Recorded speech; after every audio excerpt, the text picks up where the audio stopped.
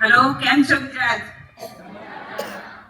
મજામાં? વેસ્ટીજની beautiful girls છે કે નહીં? બ્યુટીફુલ ગર્લ્સ, યસ, વેસ્ટીજે આપણને બ્યુટીફુલ ગર્લ્સ બનાવ્યા છે, રાઈટ? દીપક સર કહે છે ને કે એક લેડી બ્યુટીફુલ ગર્લ્સ છે અહીંયા. તો ઘણા બધા લોકો નવા છે, તો મારી ઓળખાણ આપું તો મારું નામ હિના મિસ્ત્રી છે. હું અમદાવાદથી છું અને મેં આજથી 8 વર્ષ પહેલા બિઝનેસ જ્યારે જોઈન કર્યો હતો ત્યારે અમારું સ્વિમિંગ સેન્ટર હતું, વજન ઘટાડવાનું સ્વિમિંગ સેન્ટર અમારું હતું. એમાં 70% રોલ મારો હતો, કારણ કે સવારે 9 વાગ્યાથી સાંજે 6 વાગ્યા સુધી હું સેન્ટર ચલાવતી હતી. અને જ્યારે મેં એ બિઝનેસ સ્ટાર્ટ કર્યો હતો ને ત્યારે મારી બહુ જ ટ્રાવેલિંગ રહેતું હતું. હું દિવસના 160 કિલોમીટર અપડાઉન કરતી હતી, ટ્રાવેલિંગ કરતી હતી. સવારે 5 વાગે ઉઠી કામ પતાવી 8 વાગે હું બસમાં બેસીને હિંમતનગરથી અમદાવાદ આવતી હતી. સાંજે 6 વાગે કામ પતાવી પાછી અમદાવાદ હિંમતનગર જઈ કામ પતાવી, અને આ મારું શેડ્યુલ રહેતું હતું. પણ મેં આખું કામ કરતી હતી ને એમાં મને ક્યારે કોઈ થકાવટ નથી લાગતી. કેમ ખબર છે? કારણ કે મારું પેશન હતું, મારું જૂનું હતું કે કંઈક કરવું છે લાઈફમાં, અને મને ખબર હતી કે હું કામ કરીશ ને તો મને એમાં કંઈક મળવાનું છે. અને એ બિઝનેસમાં એટલું સરસ કામ કર્યું મેં કે પેલી કહેવત છે ને કે વર્ક લાઈક અ હોર્સ, વોચ લાઈક અ ક્વીન, રાઈટ? તો મેં એટલું બધું સરસ કામ કર્યું ને કે વર્ષમાં તમારો બિઝનેસ પીક પર પહોંચાડી દીધો તો મેં. અને જ્યારે પીક પર પહોંચ્યો ને પછી કોમ્પિટિશન આવી તો બિઝનેસ ધીમે ડાઉન થવા લાગ્યો. જ્યારે ડાઉન થયો ને ત્યારે અમને મને મારા હસબન્ડને એક જ વસ્તુ દેખાતી હતી કે અમે એ ઇન્કમના આધારે 2 બાળકોને કેનેડા સ્ટડી માટે મોકલ્યા હતા ને, તો એ લોકોની અમને ફીસ દેખાતી હતી કે ઇન્કમ ઘટી ગઈ છે, બાળકોની ફીસ કઈ રીતે ભરીશું, કદાચ બાળકો તો નહીં બોલાવવા પડે ને, તો બહુ સ્ટ્રેસ આવી ગયો હતો. અને એ વખતે અમે કંઈક શોધતા હતા અને એ વખતે અમને બિઝનેસ જોવા મળ્યો અને અમે જોઈન કર્યું, કામ ચાલુ કર્યું અને ડીયુસીડી બની ગયા, રાઈટ? આવું બને ખરું? કામ ચાલુ કરીને ડીયુસીડી બની જઈએ? ના બને, કામ કરવું પડે. ઘણી બધી સ્ટ્રગલ આવી, ઘણા બધા ચડાવ ઉતાર આવ્યા, કોઈએ હા પડી ના પડી, પણ અમે અમારું પેલું ઇમોશનલ ડ્રીમ હતું ને એ પકડી રાખ્યું અને કામ કરતા ગયા.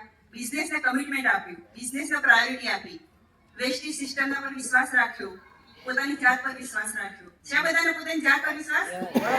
100% સક્સેસ બાકી છે આપણી, બરાબર? કમિટમેન્ટ આપ્યું. કઈ રીતે કમિટ આપ્યું કે આપણે લેડીઝ છે, ઘર લઈને બેઠા છીએ તો ઘણા બધા કામ આવે છે.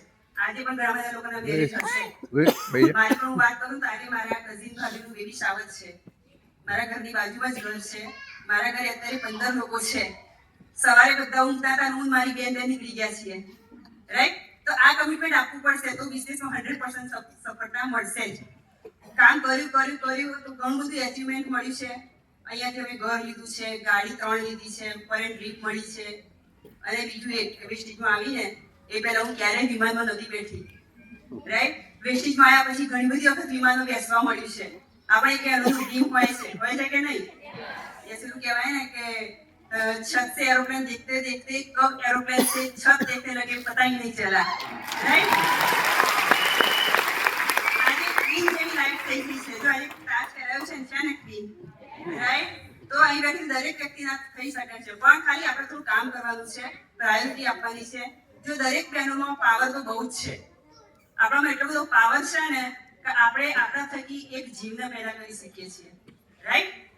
આટલો પાવર આપણો સીધે જેન્ટ્સમાં નથી, તો આપણે કામ ના કરી શકીએ?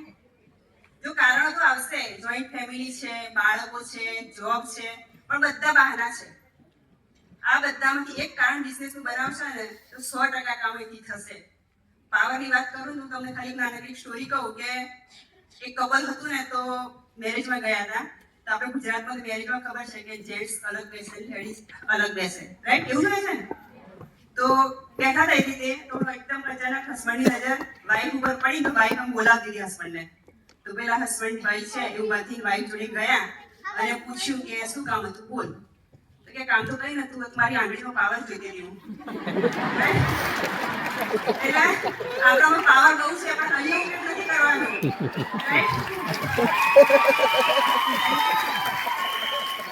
આપણા પાવરનો બિઝનેસમાં ઉપયોગ કરવાનો છે. અને એ પાવરનો ઉપયોગ કરીશું ને તો ડીયુસી તો પહોંચીશું જ, રાઈટ? એટલે પાવરનો ઉપયોગ કરવાનો છે. અહીં બેઠી એક વ્યક્તિના 100% સક્સેસ મળશે. આપણે લેડીઝ કહેવાય ને કે મલ્ટીટાસ્કિંગ છે. અમુક બહેનો કહે ને કે મારે જોબ છે, હું બિઝનેસ ના કરી શકું, મારા બાળકો નાના છે, હું બિઝનેસ ના કરી શકું. પણ તમે જુઓ કે આપણે એક કામ ઘણી બધી વખતે સાથે કરી શકીએ છીએ, નથી કરી શકતા? રોટલી બનાવીએ, ફોન પર વાત ચાલતી હોય, બાળકને દૂધ આપીએ, હસબન્ડને ચા આપીએ, દરવાજો ખોલીએ, આ બધા કામ આપણે એક સાથે કરી શકીએ છીએ. એટલે મલ્ટીટાસ્કિંગ છે, બે હાથે આપણે ઘણું બધું કામ કરી શકીએ છીએ. મા જગદંબાના દર્શન કર્યા છે બધાએ? કેવા લાગે છે? શું દેખાયું એમાં તમને? બહુ બધા હાથ છે. એટલે એક વ્યક્તિ ઘણા બધા હાથનું કામ કરી શકે છે. અને બીજું બાગ ઉપર બેઠેલા છે, એટલે આપણે બાગ જેવા હસબન્ડને કંટ્રોલ કરી શકીએ છીએ. રાઈટ? એટલે લેડીઝ ખરેખર એટલો બધો પાવર છે ને. આપણે દીપક સૂદ સર વુમન એમ્પાવરમેન્ટ માટે કેટલું કામ કરે છે. રાઈટ? એટલે આપણે અહીંયા વેસ્ટિંગ બિઝનેસને ફોલો કરી કામ કરીશું ને તો 100% સક્સેસ મળશે. Thank you so much.